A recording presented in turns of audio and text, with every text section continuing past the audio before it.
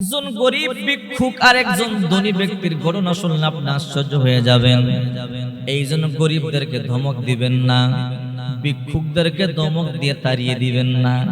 আল্লাহ পাক রব্বুল আলামিন বলেন, ফাআম্মাল ইয়াতীমা ফালা তাকহার ওয়া আম্মাস সাইলা ফালা তানহার। হে নবী, আপনি তিনদের প্রতি কঠোর হবেন না, ভিক্ষুকদেরকে ধমক দিবেন না। আল্লাহ পাক রব্বুল আলামিন বলেন, নবী আমি আপনাকেও কিন্তু ইতিম অবস্থায় পাইছি। এক আল্লাহর বান্দি ছিল বড় নেককার, মা বাবাও বড় নেককার। ওই আল্লাহর বান্দিকে একটা ধনী পরিবারের মধ্যে বিয়ে দিয়েছে। স্বামীটা দেখতে বড় সুন্দর, কিন্তু তার মন ভালো না। স্বামীটা বড় খারাপ, মন ভালো না। ওই আল্লাহর বান্দি বড় নেককার, বড় পরহেজগারিনী। ওই আল্লাহর বান্দি স্বামীর যতই বুঝায় স্বামী বুঝতে চায় না, উল্টা পাল্টা চলে। ওই আল্লাহর বান্দি মন খারাপ, আল্লাহ সারা জনম্বর পর্দায় চলেছি, সারা জনম্বর ইবাদত বন্দেগী করেছি, ওগো আল্লাহ এমন একটা স্বামী তোমার আমারা দিলাম। ওই স্বামী কোনো কথাই শোনে না, নামাজ পড়ে না, ওই স্বামী উল্টা পাল্টা চলে। ওই আল্লাহর বান্দি স্বামীর জন্য বড় দোয়া করে। হঠাৎ করে একদিন স্বামী আর স্ত্রী দুপুর বেলা দুইজনে খাবার খেতে বসেছে। হঠাৎ করে একজন ভিক্ষুক আইসা বলে, ও আল্লাহর বান্দা বান্দিরা, আল্লাহর রাস্তায় আমার একটু সাহায্য করো। নেককার স্ত্রী বলে, ও স্বামী আমার শুনছেন? বলে কি? দরজার মধ্যে এক ভিক্ষুক বলতেছে, ও আল্লাহর বান্দা বান্দিরা, একটু আল্লাহর রাস্তায় সাহায্য করো। ওগো স্বামী আমার, আপনার সামনে আমার সামনে খাদ্যের কোনো অভাব নাই। এখন খাবারের সময় একটা ভিক্ষুক আসছে, আপনি অনুমতি দিলে ভিক্ষুকটার আমি একটু খাবার দিতে পারি। ওই ধনী ব্যক্তির মাথা গরম। আমি খাবার খাইতে বসলাম বিবিরে নিয়া, আর আসার সময় পাইলি না। মাথা গরম করিয়া বিবিরে কয়, না না, ভিক্ষা দেওয়ার দরকার নাই। এবার বিবি বলতেছে, ও স্বামী আমার, আমি আমার আব্বাজানকে দেখেছি জীবনে কোনোদিন ভিক্ষুকদেরকে খালি হাতে ফিরাইয়া দেয় নাই। আমি আমার দাদাকে দেখেছি কোনোদিন ভিক্ষুকরে খালি হাতে ফিরাইয়া দেয় নাই। আজকে আপনি ভিক্ষুকরে খালি হাতে ফিরাইয়া দিবেন, এটা কিন্তু দেখতে ভালো দেখা যায় না। আল্লাহ তাআলা অসন্তুষ্ট হবে, আর আল্লাহ তাআলা অসন্তুষ্ট হইলে কিন্তু বিপদ হতে পারে।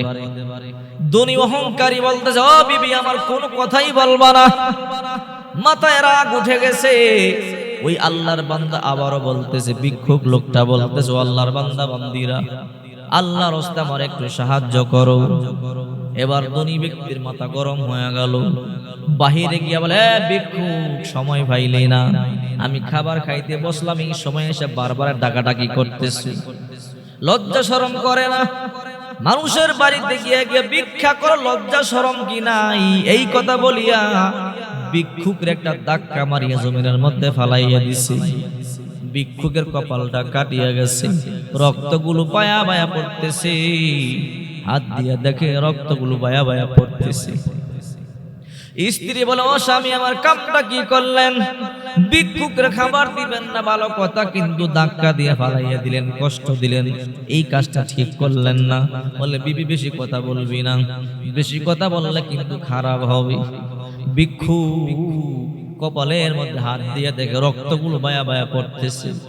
ভিক্ষুক অভিশাপ দিয়ে দিছে, আল্লাহ আমি তো গরিব, তুমি আমার গরিব বানাইছো, আর তুমি তারে ধনী বানাইছো গো আল্লাহ। আয় আল্লাহ, আমি গরিব বলেই তো তার দরবারে গেছিলাম ভিক্ষার জন্য, সে ভিক্ষা দিবে না ভালো কথা, কিন্তু আমাকে ধাক্কা মারিয়া ফালাইয়া দিল কেন? আমার কপাল ফাটাইয়া দিল, রক্ত বায়া বায়া পড়তেছে। আল্লাহ তুমি তারে শাস্তি দাও।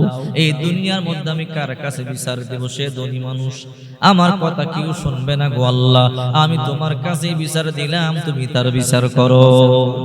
ভিক্ষুক অভিশাপ দিয়া দিছে।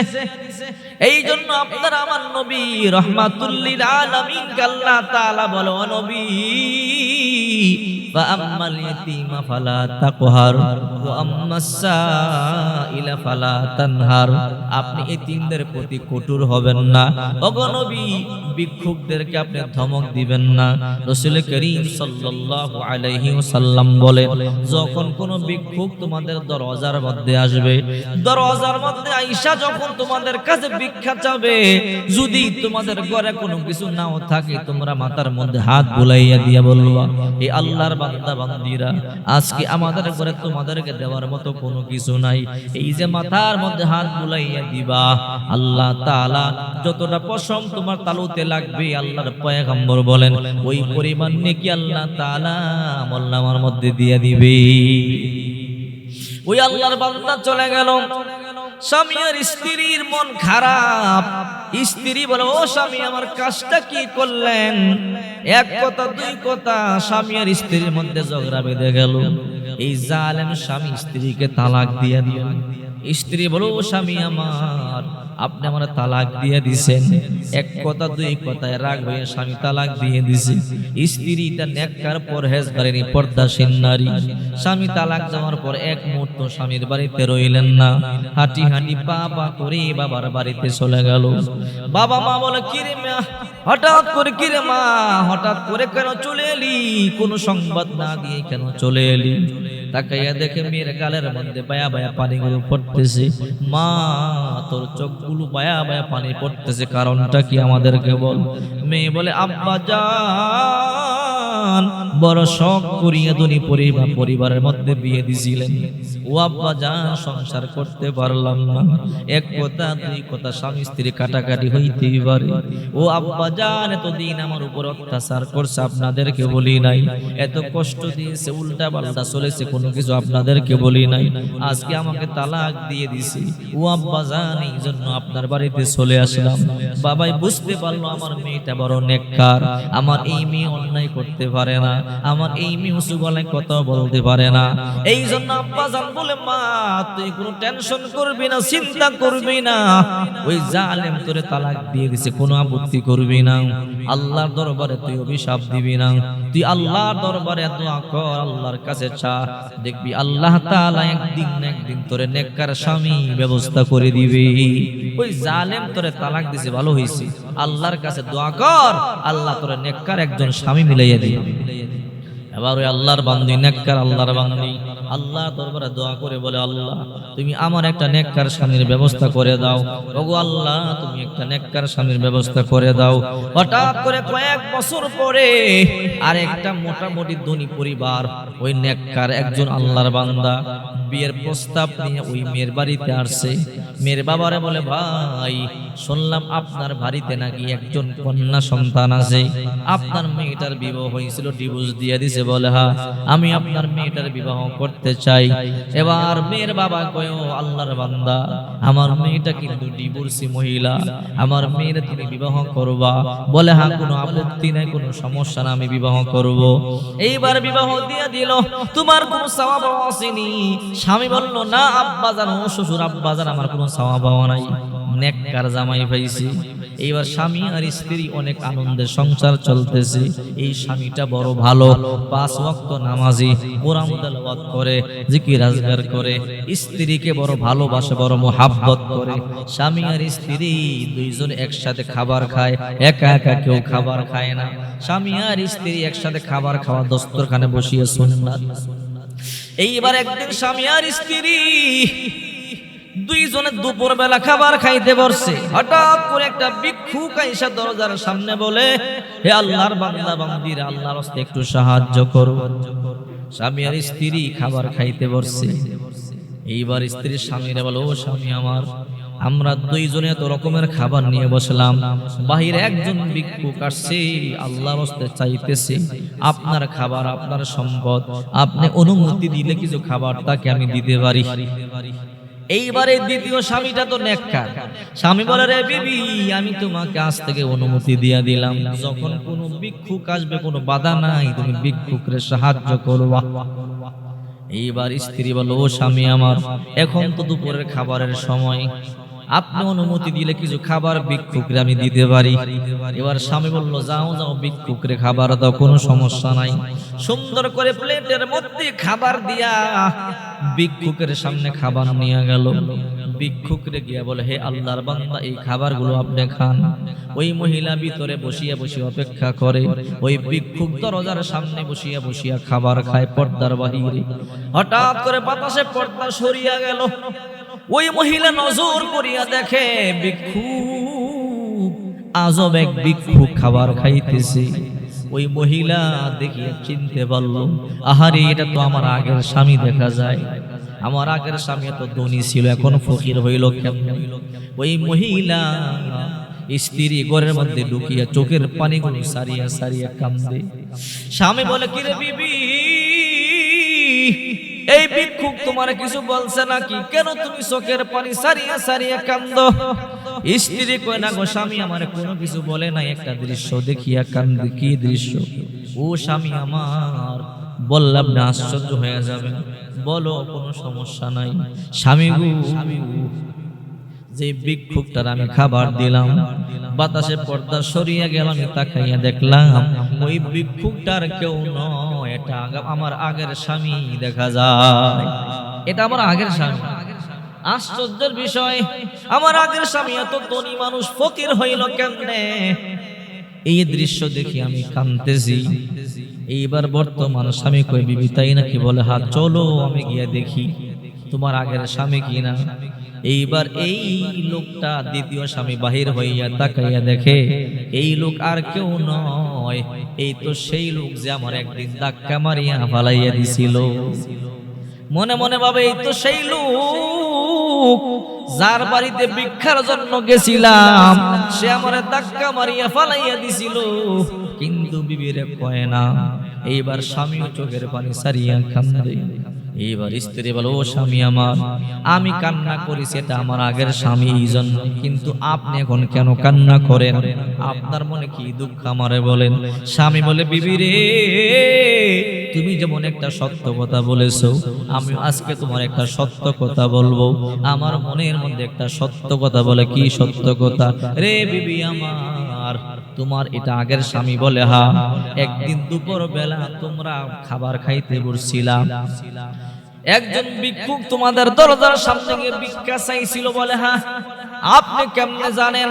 এ বিবি, তোমার স্বামী ভিক্ষা না দিয়ে ধাক্কা মারিয়া ফালাইয়া দিছিল, কপাল ফাটিয়া গেছিল। বলে, হ্যাঁ। আপনি কেমনে জানেন? বলে, বিবি রে, ওই ভিক্ষুকটাই ছিলাম আজকের আমি। বিবি আশ্চর্য হয়ে গেল, আল্লাহর খেলা বুঝলাম না। নদীর এপার ভাঙ্গে ওপার ঘরে, এই তো নদীর খেলা। সকাল বেলার দুনিরে তুই ফকির, সন্ধ্যা বেলা। সকাল বেলার দুনিরে তুই ফকির, সন্ধ্যা বেলা। স্বামী কই, বিবি, আল্লাহর খেলা বুঝা বড় দায়। ওই দিনের ভিক্ষুক আমি ছিলাম, আল্লাহ তাআলা আমাকে ধনী বানাইয়া দিছে। আর তোমার এই স্বামী ধনী অহংকারী ছিল, জালেম ছিল, আল্লাহ তাআলা তাকে ফকির বানাইয়া দিছে। এই জন্য দেখবেন গ্রামের মধ্যে, শহরের মধ্যে আগে অনেক ধনীকে দেখছেন, এখন রাস্তার ফকির। অনেক ফকিরকে দেখছেন, এখন ধনী। টাকার অভাব নাই, পয়সার অভাব নাই। এই জন্য আল্লাহ পাক রব্বুল আলামিন বলেন, কুলিল্লাহুম্মা মালিকাল মুলকি তুতিল মুলকা মান তাশা ওয়া তানজিউল মুলকা মিম্মান তাশা ওয়া তুইজ্জু মান তাশা ওয়া তুযিল্লু মান তাশা বিয়াদিকাল খায়র ইন্নাকা আলা কুল্লি শাইইন কাদির। সর্বক্ষমতার মালিক একমাত্র আল্লাহ। আল্লাহ যাকে চাই ক্ষমতা দান করি, আল্লাহ যার থেকে চাই ক্ষমতা ছিনাইয়া নেয়।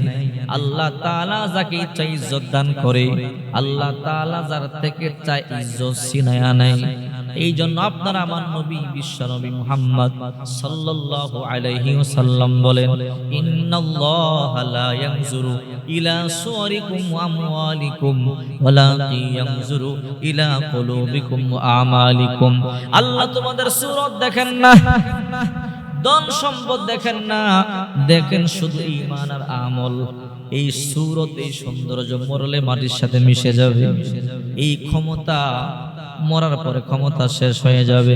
কেসা কেসা তাজদারা বাদশাহ চল গই, ও খাজানা বালা খানা শান শৌকত কিয়া হুই।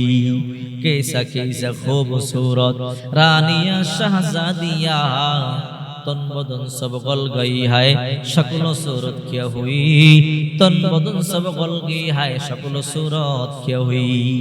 কত বড় বড় রাজা বাদশা ছিল যাদের ভয়ে পৃথিবী থরথর থরথর করে কাঁপত। ওই রাজা বাদশারা মাটির নিচে পচে গেছে, মাটির সাথে মিশে গেছে। কত সুন্দর সুন্দর রানী ছিল, শাহজাদি ছিল, যাদের সৌন্দর্যের পাগল হয়ে বাদশারা রাস্তার মধ্যে নেমে গেছে। ওই সুন্দরী রানীগুলো আজকে মাটির সাথে মিশে গেছে, পোকামাকড়ে খাদ্যে রূপান্তরিত হয়েছে। এই জন্য দুনিয়ার মধ্যে অহংকার করতে নাই। আল্লাহ পাক রব্বুল আলামিন বলেন, ওয়ালা তামশি ফিল আরদি মারহা, জমিনের মধ্যে দম্ভ ভরে হাইটো না। ইন্নাকা লান তাখরিকাল আরদ ওয়া লান তাবলুগাল জিবালা তুলা, তুমি কি পারবানে জমিনকে লাথি মারিয়া ফাটাইয়া দিতে, অথবা তুমি কি পারবানে বড় পাহাড় থেকে বড় হয়ে যেতে? কখনোই সম্ভব নয়। এই জন্য আল্লাহ তাআলা বলেন, এই বান্দা বান্দিরা, দুনিয়ার মধ্যে অহংকার করিস না, দম্ভ ভরে হাঁটিস না। মালাকুল মাউত যেদিন আমি পাঠাইয়া দিব, রূহটা নিয়ে আসবে। কোনো টাকা পয়সা দিয়ে ঘুষ দিলেও চলবে না। মালাকুল মাউত যখন চলে আসবে রে, মৃত্যুর সময় যখন গনি আসবে, মালাকুল মাউতকে ঘুষ দিল, মালাকুল মাউত কিন্তু নেবে না। দুনিয়ার পুলিশকে ঘুষ দিলে পুলিশ ঘুষ খায়। পুলিশ গিয়া বলে আসামি পাই নাই, ওসি সাহেব বলে যাও কনস্টেবল যাও, গিয়ে তুমি আসামি ধরে নিয়ে আসো। আসামি পাইছে, কিন্তু আসামি কিছু টাকা দিছে, আসামিকে ছাড়িয়ে দিছে। ওসি সাহেব কই আসামি কই, বলে পাই নাই। কিন্তু মালাকুল মাউত আজরাইল এমন একজন, তাকে যতই ঘুষ দাও ঘুষ কিন্তু সে নিবে না, ঘুষ খায় না। মরণ যেদিন আসবে রে, তোমাকে কবরে যেতে হবে। এই জন্য কবি বলেন, ঘর ইমারত রাবরি বরাস মাকে বাজিরে জমি ঘর দিনে হাগর চরসতম শৌকত জুরত মুআদ জাহে চো বহরা মে দরকু মুরদ বুআদ। বিল্ডিং বানাইতে বানাইতে আসমান পর্যন্ত যদি বানাও, শেষমেশ 3.5 হাত মাটির নিচে যেতে হবে। এই বিল্ডিং তোমার কবরে যাবে না, এই দোকান কবরে যাবে না, ক্ষমতা কবরে যাবে না, কিছুই কবরে যাবে না, শুধুই যাবে তোমার ঈমান আর আমল। এই জন্য আমল বাড়াও, ঈমানকে সুন্দর করো। রাসূল করিম সাল্লাল্লাহু আলাইহি ওয়াসাল্লাম বলেন, বড়দেরকে সম্মান করো, ছোটদেরকে স্নেহ করো। আল্লাহর হাবিব বলেন, যে বড়দেরকে সম্মান করে না, ছোটদেরকে স্নেহ করে না, সে আমার উম্মত না। রাসূল বলেন, যে বড়দেরকে সম্মান করে না, ছোটদেরকে স্নেহ করে না, সে আমার উম্মত না। আল্লাহর হাবিব বিশ্ব নবী মুহাম্মদ সাল্লাল্লাহু আলাইহি ওয়াসাল্লাম মক্কা থেকে হিজরত করে যখন মদিনায় গেলেন, মদিনায় যাওয়ার পর আল্লাহর পয়গম্বর মদিনাবাসীকে ডাকলেন, ইয়া আইয়ুহান নাস, হে লোক সকল শোনো, 4টা কাজ করবা। 4টা কাজ করতে পারলে জান্নাতের যে দরজা দিয়া খুশি, ওই দরজা দিয়ে জান্নাতের মধ্যে ঢুইকা যাইবা। সাহাবায়ে কেরাম বলে, ইয়া রাসূলুল্লাহ, 4টা কাজ কি কি আমাদেরকে বলে দেন, আমরা 4টা আমল করব। আল্লাহর পয়গম্বর বললেন, 1 নাম্বার আফসুস সালাম, তোমরা একে অপরকে সালাম দাও। একে অপরকে সালাম দাও। আমি চেয়ারম্যান সাহেব, আমি এমপি সাহেব, আমি শিক্ষিত, আমাকেই তো সালাম দিব, আমি কেন সালাম দিব? আর এটা নয় সাহাবীরা যে পারত আগে সালাম দেওয়ার প্রতিযোগিতা করত। সাহাবায়ে কেরাম বিশ্বনবী মুহাম্মদ সাল্লাল্লাহু আলাইহি ওয়াসাল্লাম বলেন, যে ব্যক্তি সালাম দিল 90 নেকি পাইল, যে জবাব দিল 10 নেকি পাইল। এই জন্য আল্লাহর হাবিব বলেন, 1 নাম্বার আফসুস সালাম, তোমরা একে অপরকে সালাম দাও। 2 নাম্বার আতিয়ামুত তাআম, অনাহারীকে খাদ্য দাও। যখন কোন ভিক্ষুক তোমাদের দরজার মধ্যে আসবে, খালি ফিরাইয়া দিবা না, কিছু না কিছু দিয়া দিবা। না থাকলেও মাথার মধ্যে হাত বুলাইয়া দিবা, নাই মাফ করো, আরেকদিন আসবা দিব। এই যে হাতের তালুর মধ্যে পশম গুলো লাগছে, যতটা পশম লেগেছে ওই পরিমাণ সওয়াব আল্লাহ আমার নামায় দিয়ে দিবে। এরপর আফসুস সালাম আতিমুত্তাম। 3 নাম্বার ওসিলুল আরহাম, আত্মীয়তার সম্পর্ক মজবুত করো, আত্মীয়তার সম্পর্ক ছিন্ন করবা না। রাসূল করিম সাল্লাল্লাহু আলাইহি ওয়াসাল্লাম বলেন, লা ইয়াদখুলু জান্নাতা কাতিউন, আত্মীয়তার সম্পর্ক ছিন্নকারী আল্লাহর তৈরি জান্নাতে যাবে না। এখন তো এমন সন্তান আছে, মারে 10 বছর মা বলে ডাকে, বাবারে 10 বছর বাবা বলে ডাকে, এরা কোনোদিন জান্নাতে যাবে না। 4 নাম্বার আল্লাহর হাবিব বলেন, মুসাল্লু বিল্লাইলি ওয়ান নাসু নিয়ামুন, যখন মানুষ রাত্রিবেলা ঘুমায় থাকে নামাজ আদায় করো, তাহাজ্জুদের নামাজ পড়ো, নফল নামাজ পড়ো। এই 4 কাজ যদি করতে পারো, জান্নাতের যে দরজা দিয়ে খুশি ওই দরজা দিয়ে জান্নাতে ঢুইকা যাইবা। 4 কাজ। 1 নম্বরে সালাম, 2 নম্বর অনাহারীদেরকে খাদ্য দিবেন, গরিব মিসকিনকে খালি ফিরাবেন না। 3 নম্বর আত্মীয়তার সম্পর্ক মজবুত করবেন। 4 নম্বর রাত্রিবেলা নামাজ আদায় করবেন। যদি এই 4 কাজ করতে পারেন, জান্নাতের যে দরজা দিয়ে খুশি। রাসূল করিম সাল্লাল্লাহু আলাইহি সাল্লাম নিজে বলেছেন, জান্নাতের যে দরজা দিয়ে খুশি ওই দরজা দিয়েই জান্নাতের মধ্যে প্রবেশ করতে পারবেন। এই জন্য 4টা কাজ বেশি বেশি করবেন। গরিব মিসকিনদেরকে খাবার দিবেন।